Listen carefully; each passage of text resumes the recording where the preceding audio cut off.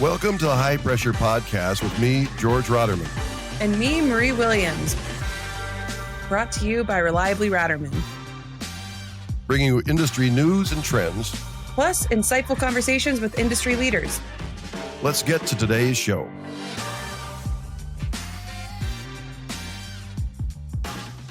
Hello, everyone. Welcome back to the High Pressure Podcast. This is another solution session. Boy, that's a tongue twister that they like to throw at me.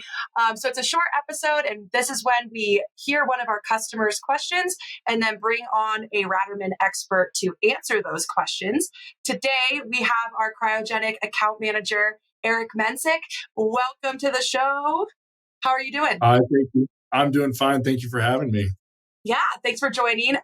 Today, we are talking about pressure reliefs, and you're going to be answering a lot of questions around pressure reliefs. And if for those of you that don't know Eric, he is one of the most fun personalities you can be around. He played for Oklahoma, has a lot of rings, and as we like to tell everyone, he also played in the NFL at some point. So talk to him about that. It's a fun fact. I wish I had a fun fact that I could share like that, Eric, but I don't. So let's jump into it. Let's play the recording of the customer call, and then let's answer some questions. Thank you for calling Ratermann Manufacturing. This is Jennifer. How can I help you? Hi, Jennifer. I need a little help. In your catalog on page 36A-2, I'm looking at some pressure relief safety. Okay. And it says either a quarter or a half. I'm thinking it's a half. I need them for oxygen doers. Yeah, you'll have to determine what thread size it is. The quarter-inch thread is our standard, but a lot of people will need a half-inch. So we offer both in the Generant PSIs. You can look at the safety that you have, and if it's a Generant FD, the stamping will be on there with the Generant part number. So if it's a half-inch, it'll be a 500B if it's brass, and if it's a quarter-inch, it'll be a 250B if it's brass. Okay. So that call was in regards to the Generant line of pressure reliefs that we offer here at Ratermann. We're a distributor of Generant and have a lot of offerings when it comes to the Generant product line. Eric, do you want to speak to the Generant partnership and what it takes to really determine the thread size of a pressure relief? Yeah, so we are one of the largest distributors for Generant in the country. And, one of the best ways to do it is to take one of our wonderful catalogs. In the front portion of this catalog, there is a thread size determining scale on there that is able to take your safety valve, place it on there, and it'll give you whether it's quarter-inch, 3/8, half, and any size in between. Excellent. And when should someone replace a pressure relief? So that's a very good question. Most manufacturers have their own little time scale. CGA also does have a recommendation, typically every 4 to 5 years, which is typically what the manufacturers like as well. Every 4 to 5 years is to typically visually inspect the valve to make sure there's no cracks, no dings. And then if you are at that 4 to 5 year mark, you could send it in to hear us at Ratermann, and we do have an ASME bench that we are able to test your safety valve to determine if it's still good. Excellent. So would you recommend, as far as troubleshooting pressure reliefs and making sure that they're good to go, would you recommend that customers do that on a yearly basis and send them in, or what would be your recommendation? Yeah, the recommendation is at least yearly visually inspect the safety valve. And then when you're getting to that 4 to 5 year mark, definitely if that's something you want to keep, and if it still seems to be a viable valve, you can send that in for testing, and we can do that here out of our Houston location. Excellent. And that brings us to a common question we get from another one from customers, which is troubleshooting a pressure relief. I know it's a little redundant, but what does that look like?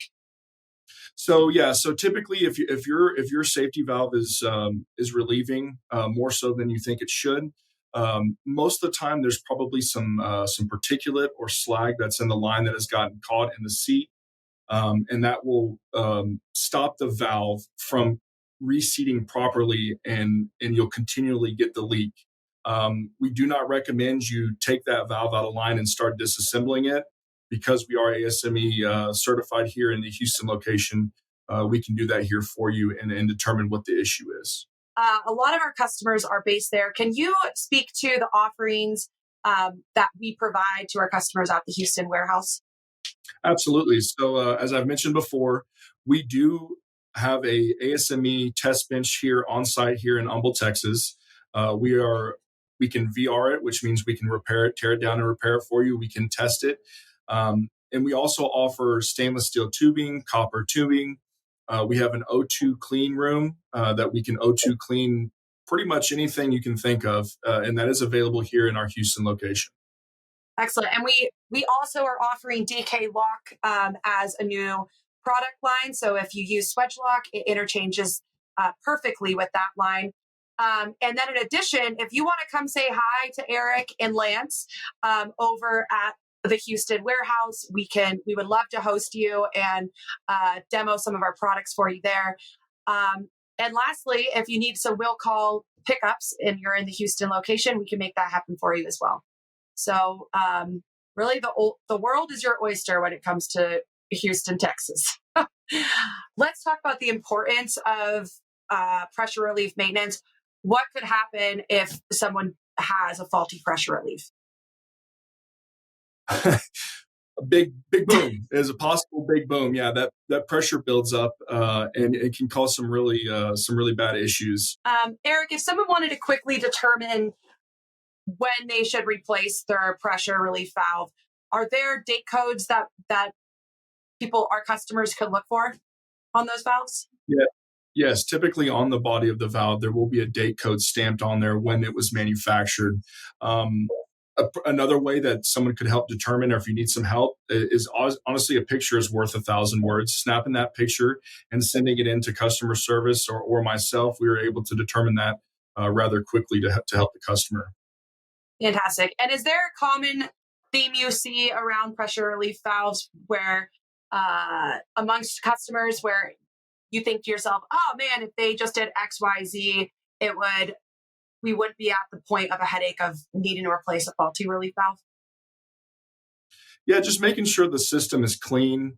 Like I said, if those valves are relieving, there's probably a reason why they just don't go off. There's typically something that is stuck in the line that is causing that valve to malfunction, and sending that into us can help determine if that is the problem.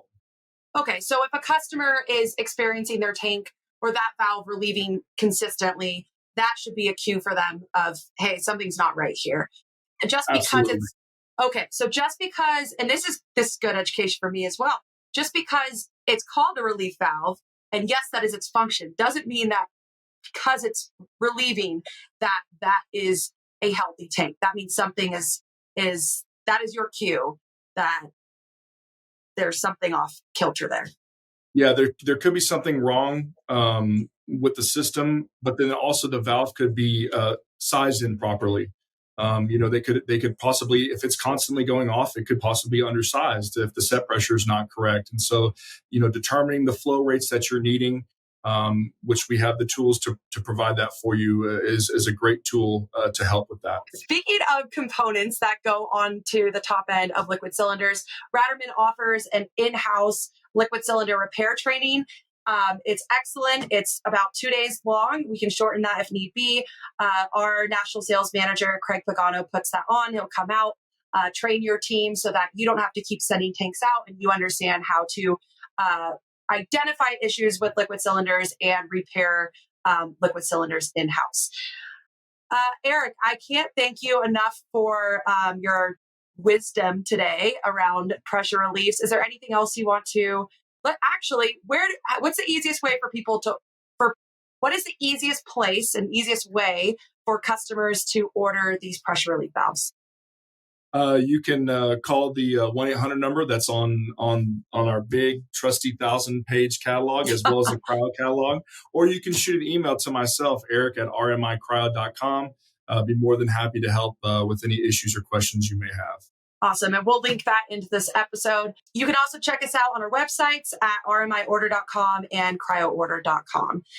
Thank you again, Eric, for all your help. And we hope that this quick little episode brought some value to you. And if you'd like to share it with team members, we much appreciate it. Thanks so much. Thanks for watching. Stay up to date with the latest news in the gas and welding industry by clicking on the subscribe button. And check out one of our other videos to learn more. Find out more about Reliably Ratermann at rmiorder.com.